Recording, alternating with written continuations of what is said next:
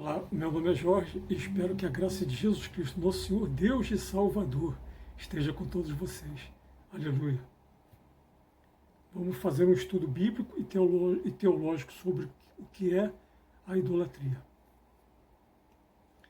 Há mais de 20 anos atrás, eu e uma senhora da igreja estávamos evangelizando de porta em porta, de casa em casa, até que chegamos justamente na casa de um pastor. Ele viu que éramos católicos e nos acusou de idólatras, dizendo que iríamos para o inferno, conforme está no livro do Apocalipse, capítulo 21, versículo 8. E citou também Êxodo, capítulo 20, versículo 3, onde diz: não terás outros deuses diante de mim. Abrimos as nossas Bíblias Sagradas e vimos os textos. Mas, em vez da senhora que estava comigo ler, ficou furiosa e passou a discutir feio com o pastor. A discussão foi se tornando cada vez mais acalorada, até beirando as vias de fato. E eu já estava vendo a hora do pastor nos expulsar da sua casa. Entretanto, o que eles não sabiam é que eu já havia feito um intenso estudo bíblico e teológico justamente sobre esse assunto, idolatria. Interrompi a discussão perguntando ao pastor se ele já tinha ouvido falar de algum católico chamar a mãe de Jesus ou algum dos santos de Deus, deusa ou de deuses. O pastor, como que tomando um choque, parou de discutir, se voltando para mim surpreso, respondeu que não. Seu semblante mudou, tentando disfarçar o seu nervoso com um sorriso. Nos convidou para entrarmos na sua casa e então ficamos horas e horas conversando alegremente sobre esses textos bíblicos e muitos outros mais. A partir de agora, meus amigos, tenho a satisfação de compartilhar este estudo com vocês. Vamos a ele. Nos primeiros séculos do cristianismo, muitos pagãos recém-convertidos para Cristo continuavam possuindo imagens religiosas e lhes fazendo pedidos. É por isso que Santo Agostinho, o bispo de Hipona, no início do século V, declarou que esses cristãos são, abre aspas, muito mais supersticiosos do que esclarecidos, fecha aspas, conforme está no livro Nova História da Igreja, volume 1, do cardeal Jean Daniello, editora Vozes, na página 404. O filósofo francês Michel de Montaigne disse que, abre aspas, o homem é certamente um louco varrido, não pode fazer um só verme sequer, e, entretanto, faz deuses aos milhares. Fecha aspas. Muitos católicos possuem imagens religiosas em suas casas, mas vou contar um segredo para vocês. Isso não é idolatria. Vamos examinar o contexto bíblico e teológico disso tudo. Idolatria é a pessoa acreditar que aquela imagem possui algum poder sobrenatural e se ajoelha diante dessa imagem dirigindo-lhe súplicas e orações, acreditando que assim será atendida e abençoada. E muitos até põem essa imagem no lugar de Deus. Nossos pais, avós e muitos dos nossos ancestrais fizeram isso acreditando que estavam fazendo o melhor, mas jamais tiveram quem lhes orientasse que isso é errado.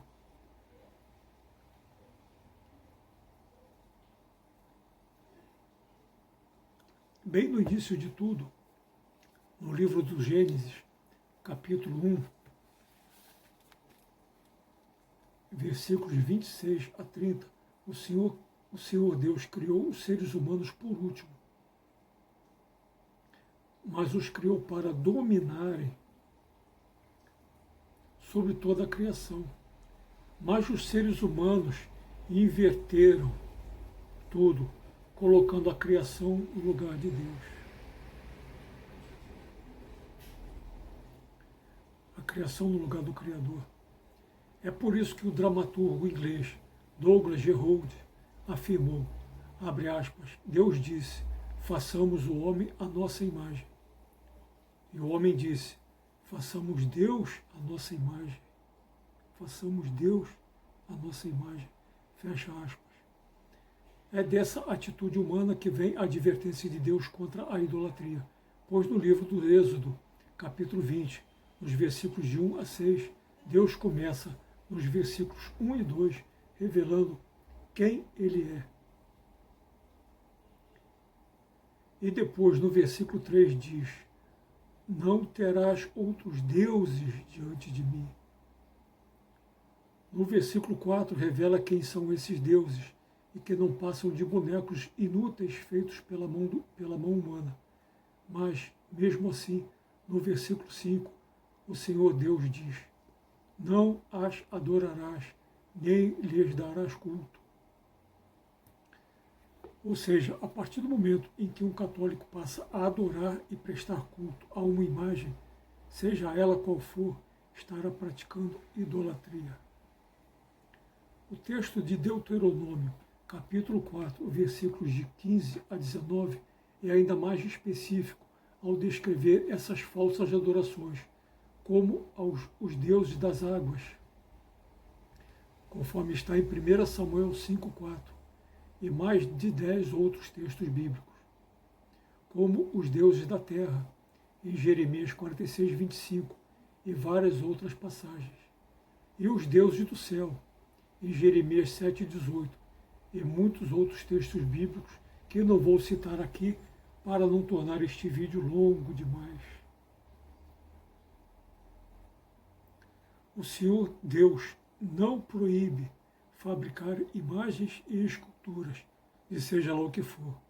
O que o Senhor Deus proíbe severamente é se prostrarem em adoração diante dessas imagens. Um forte exemplo disso, meus amigos, é a serpente de bronze que o Senhor Deus ordenou que Moisés fabricasse para que os que estavam sendo mordidos por serpentes venenosas não morressem, olhassem para ela e ficassem curados, conforme está em Números 21, capítulo 21, versículo 8. Mas Deus não puniu Moisés e os que olhavam para a serpente de bronze. Muito pelo contrário.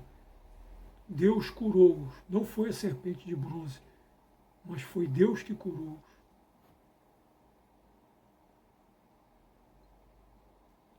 Eles colocaram a serpente de bronze no alto de um poste e todos olharam para ela. Isso não foi idolatria, muito ao contrário. Isso agradou ao Senhor Deus, que curou-os. Não foi a serpente de bronze que os curou, foi Deus que os curou. Confira na sua Bíblia Sagrada esse texto de Números, capítulo 21, versículo 8. E observe bem isso.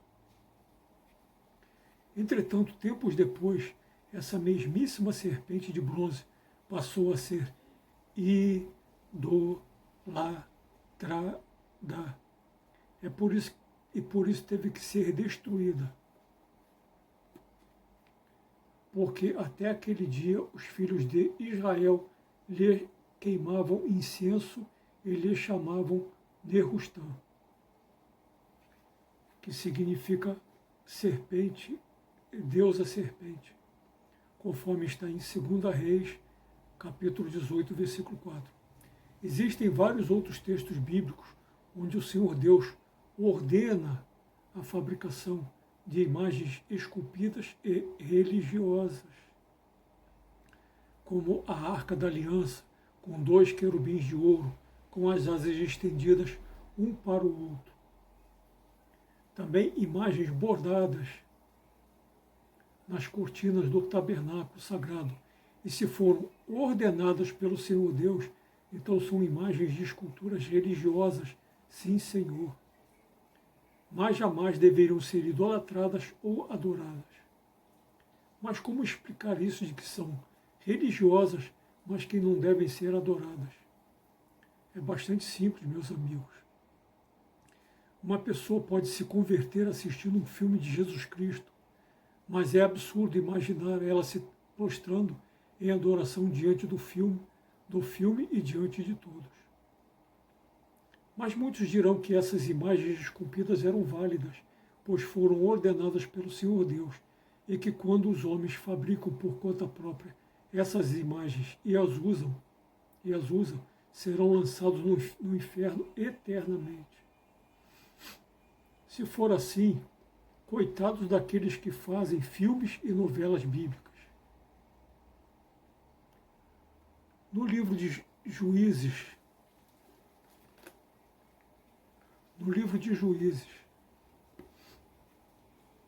capítulo 17, versículos de 1 a 5, um homem chamado Mica fabrica um altar e terafins de prata.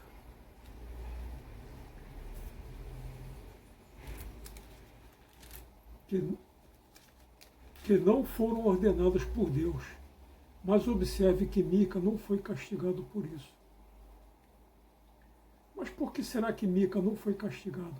É porque no versículo 3, Mica consagrou esses terafins de prata ao Senhor Deus.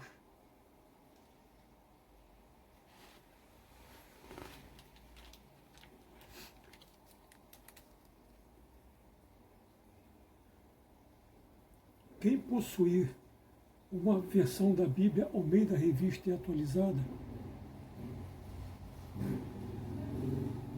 quem possuir uma versão da Bíblia Almeida Revista e Atualizada, verá que esse texto bíblico traz 2 vezes a palavra Senhor.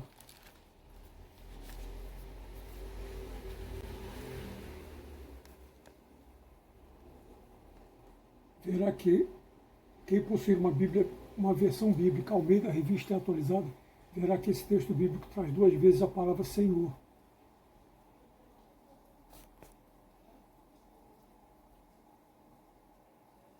Com todas as letras maiúsculas. Leia esse texto bíblico, por favor, para entender melhor todo o contexto. José do Egito já conhecia Deus quando usou um anel com uma imagem de escaravelho, de um besouro, né? Mas jamais idolatrou essa imagem. É só conferir em Gênesis, capítulo 41, versículo 42.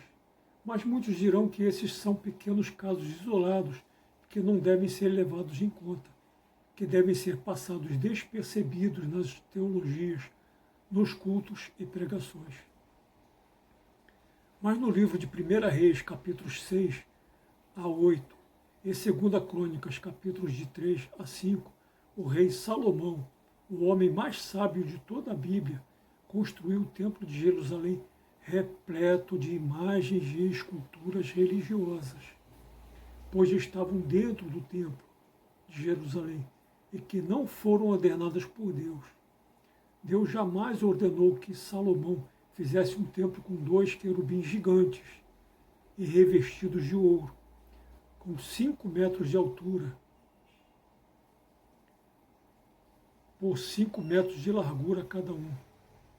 Fez também 12 bois de bronze polido e em tamanho natural, e sobre eles uma bacia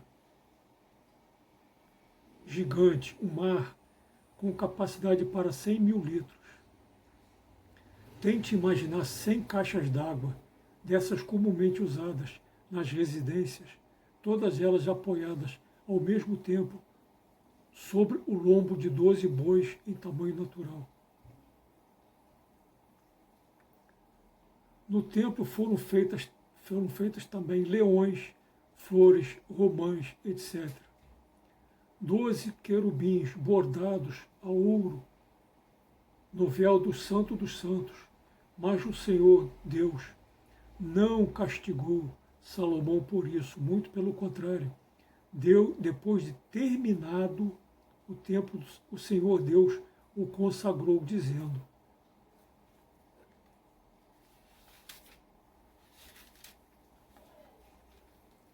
E o Senhor lhe disse: ouvi a tua oração e a tua súplica, que fizeste perante mim.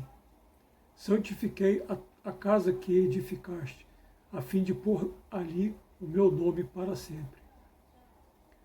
Se tiver dúvidas, então confira na sua Bíblia Sagrada o texto bíblico de 1 Reis, capítulo 9, versículo 3. 1000 anos depois de construído esse templo, Jesus Cristo, nosso Senhor, Deus e Salvador, chama esse templo de a casa de meu Pai. Em João 2,16. Existem mais 13 outros textos do Novo Testamento revelando Jesus Cristo e os apóstolos dentro desse templo. Mas muitos poderão dizer que o paganismo e a idolatria entrou na igreja a partir do imperador Constantino, no início do século IV. Quem afirma isso precisa estudar história. Veja, mais de um século antes de Constantino nascer, a perseguição aos cristãos foi tão intensa que eles precisaram construir centenas de quilômetros de túneis subterrâneos para se esconderem da perseguição e celebrarem seus cultos em paz.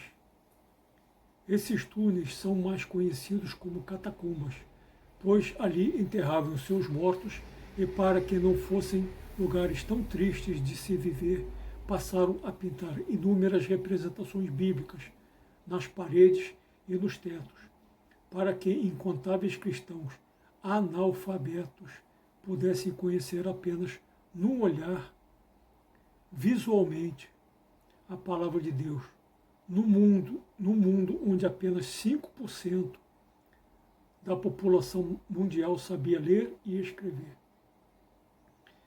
Existe um acervo magnífico com dezenas de fotografias dessas catacumbas no livro El Primer Arte Cristiano, que traduzido significa a primeira arte cristã, anos 200 a 395 DC, de André Grabar, editora Aguilar, ano 1967, com acesso gratuito na nossa Biblioteca Nacional do Rio de Janeiro.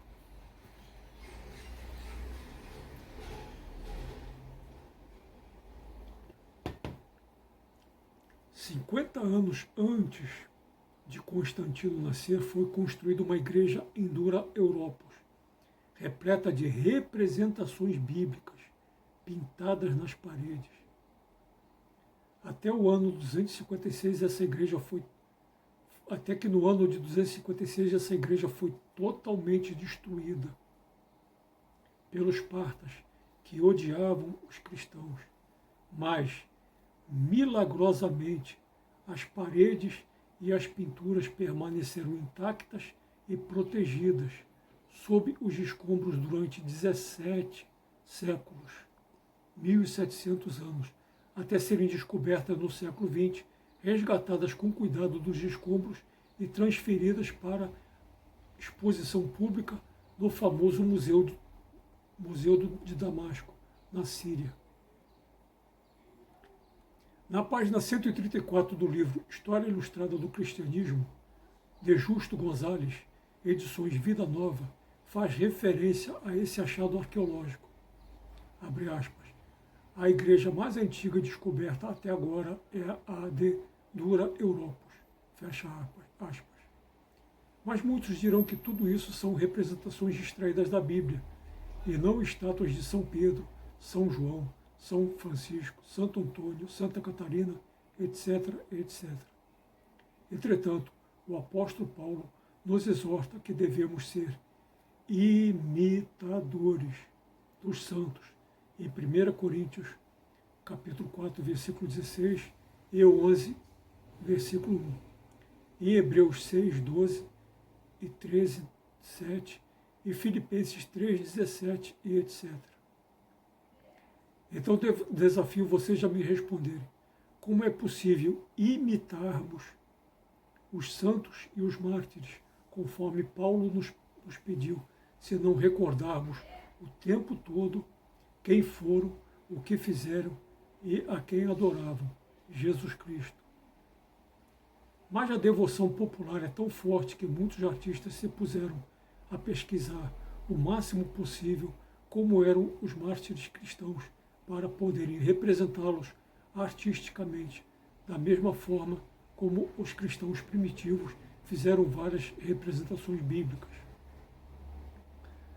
No ano de 224, foi feita a primeira estátua cristã de que se tem notícia, em homenagem ao antipapa Hipólito, conforme está nos livros Nova História da Igreja, página 159, depois de Jesus, o triunfo do cristianismo, das seleções Réderes de Geste, na página 161, Patrologia, de Berthold Altaner, na página 171, e Crítica Textual do Novo Testamento, na página 70.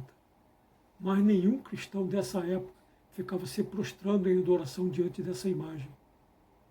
Se fizesse isso, seria considerado louco e trancado num hospício para sempre. Em muitos países protestantes da Europa, existem estátuas enormes homenageando Martim Lutero, João Calvino e outros reformistas famosos. Mas ninguém ficava se prostrando em adoração diante delas. Ninguém fica se prostrando em adoração diante delas. E até mesmo bem próximo de nós existe a Catedral Presbiteriana do Rio de Janeiro, próxima à Praça Tiradentes, onde na sua frente existem várias estátuas representando um culto. Mas ninguém fica ali se prostrando em adoração diante delas. Quem fizer isso está se expondo ao ridículo. O livro História Ilustrada do Cristianismo é uma publicação protestante. E no início da página 290 diz que os primeiros cristãos sabiam diferenciar os ídolos pagãos das imagens bíblicas, dizendo, abre aspas, na antiga igreja cristã parece não ter havido nenhuma oposição à decoração das igrejas com imagens, geralmente alusivas a algum episódio bíblico. Essas imagens podem ser encontradas tanto nas catacumbas romanas como na igreja de Dura Europos, a mais antiga ainda conservada. Fecha aspas. Ainda nessa mesma página diz que durante muitos séculos jamais foi contestado o uso de imagem nas igrejas, até que em meados do século VIII, o imperador Leão III promulgou um decreto contra as imagens. Veja, abre aspas, mas é bem possível que ele promulgou tantos decretos para desmentir os muçulmanos que acusavam os cristãos de idolatria. Fecha aspas.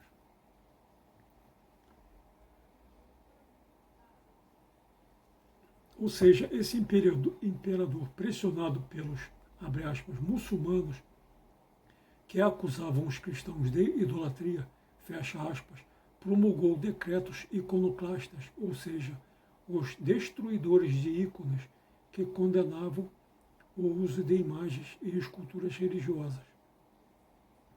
Os muçulmanos já haviam declarado guerra contra os cristãos desde o século VII, tomando conta de toda a Terra Santa, e precisavam do máximo de argumentos para justificarem esse ódio contra os cristãos. Esses decretos do imperador contra as imagens cristãs gerou um problema tão sério na época que precisaram convocar o Concílio de Nicéia II, no ano de 787 DC. Desse concílio, um brilhante teólogo chamado João Damasceno fulminou as argumentações iconoclastas ao dizer que, abre aspas, a razão pela qual é possível representar os mistérios divinos através das imagens é que, em Cristo, o próprio Deus nos deu sua imagem. Fecha aspas. Ele usou para isso o texto de Colossenses 1,15, que diz: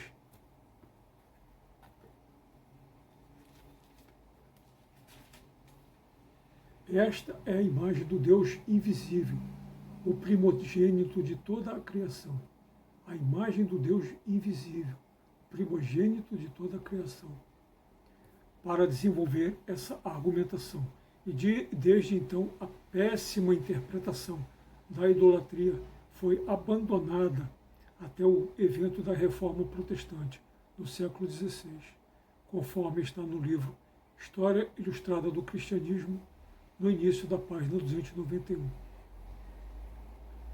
Agora vou explicar para vocês o que é realmente uma idolatria, à luz da contextualização bíblica, severamente condenada por Deus.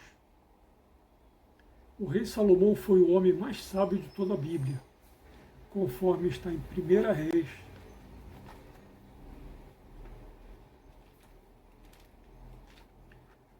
Reis 3,12. Mas Salomão possuiu 1000 mulheres, se deixando seduzir por suas idolatrias, conforme está em 1 Reis 11:3. Salomão ergueu altares ao deus pagão Moloque, onde Salomão pegava muitos dos seus próprios filhos, ainda pequenos e vivos, lhes arrancava as cabeças e jogava seus corpinhos dentro da boca escancarada dessa abominação, onde eram queimados numa fornalha ardente, conforme está em 1 Reis 11, versículo 7. Não foi somente Salomão quem cometeu esse terrível sacrilégio, mas muitos ancestrais de Jesus Cristo também praticaram esse terrível pecado, como o rei Acais, o rei Manassés e as 10 tribos de Israel, conforme está descrito em 2 Reis, capítulo 17, versículo 17. Por acaso, para vocês, essa abominação não lembra muito os rituais satânicos?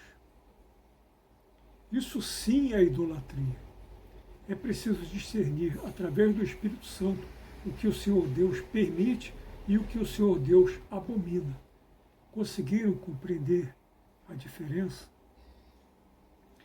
Mas muitos dirão que as procissões que os católicos tanto fazem pelas ruas são cópias do paganismo. Quem pensa dessa forma precisa estudar mais a Bíblia Sagrada. E nela diz que o rei Davi e o rei Salomão fizeram várias e várias procissões, transportando a Arca da Aliança à frente do povo. E numa dessas procissões haviam mais de 30 mil homens, 30 mil homens, e sem contar com mulheres e crianças, conforme está em 2 Samuel, capítulo 6, versículos de 1 a 15, com direito à banda de música, como está no versículo 5. Essas procissões se repetem mais 12 vezes no Antigo Testamento, e nos Evangelhos já não é mais com nenhuma estátua, mas sim com o próprio Jesus Cristo, como está em Mateus 21, versículos de 1 a 11.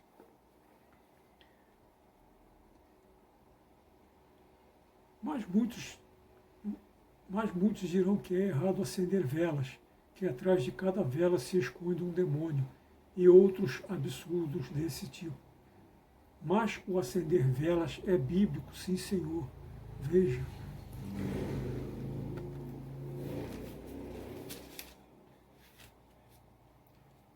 Em Levítico, capítulo 24, versículos de 1 a 4, o Senhor Deus ordena acender chamas nos candelabros e em mais outros textos bíblicos.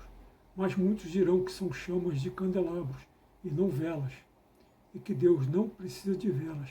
Então vamos lá. Em outra publicação protestante, que é o Manual dos Tempos e Costumes Bíblicos, de William Coleman, diz, no meio da página 258, que as chamas, velas ou luzes da menorá, além de iluminarem o ambiente, serviam, abre aspas, também como um símbolo da presença de Deus, fecha aspas. Mas muitos dirão que tudo isso pertence ao Antigo Testamento, que estamos na graça e não precisamos mais disso. Então vamos lá, Abra sua Bíblia Sagrada em João 10.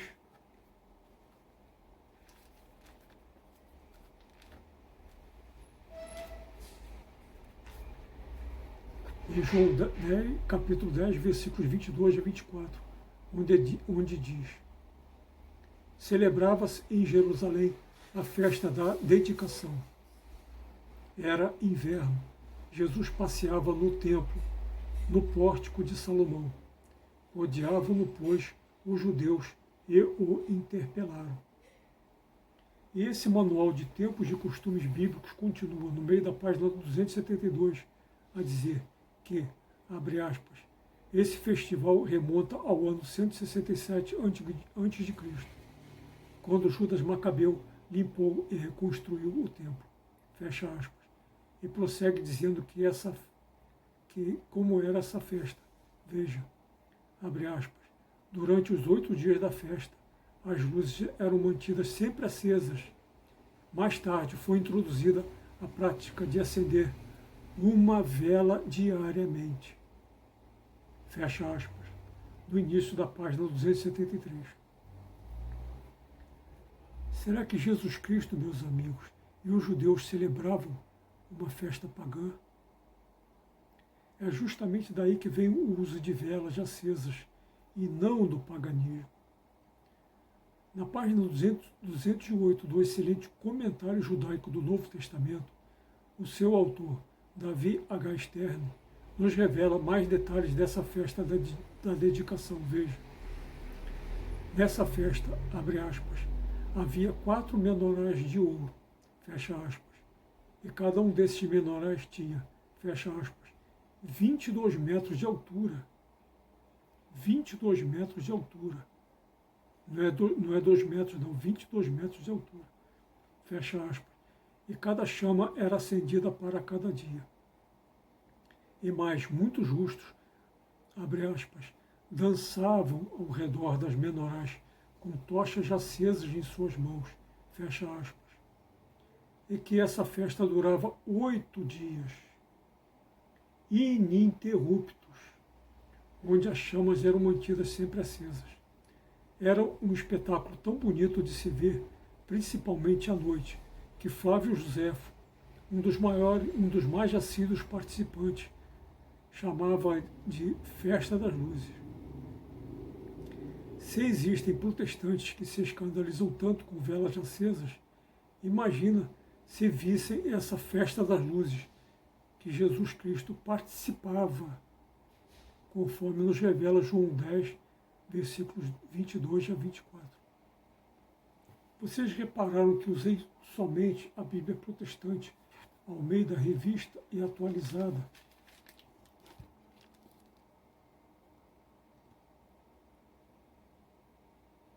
e publicações protestantes para explicar o que é verdadeiramente a idolatria?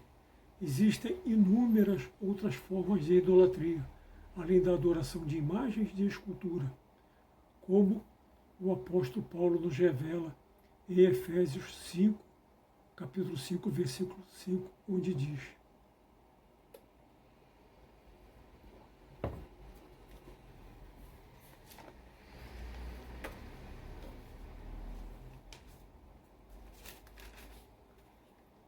sabei, pois, isto, nenhum incontinente, ou impuro, ou avarento, que é idólatra, tem herança no reino de Cristo e de Deus.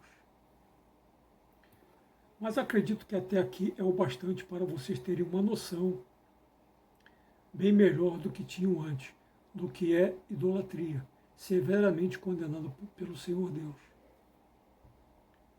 O conhecimento da verdade do Senhor Deus destrói toda e qualquer forma de idolatria, pois Jesus Cristo, nosso Senhor, Deus e Salvador, nos diz em João 8,32.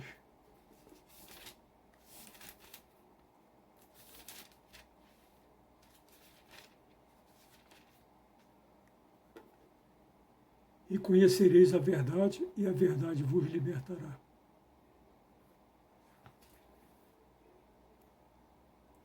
Espero que vocês tenham gostado desse vídeo, para poderem fortalecer mais e mais estudos bíblicos, teológicos e históricos como este.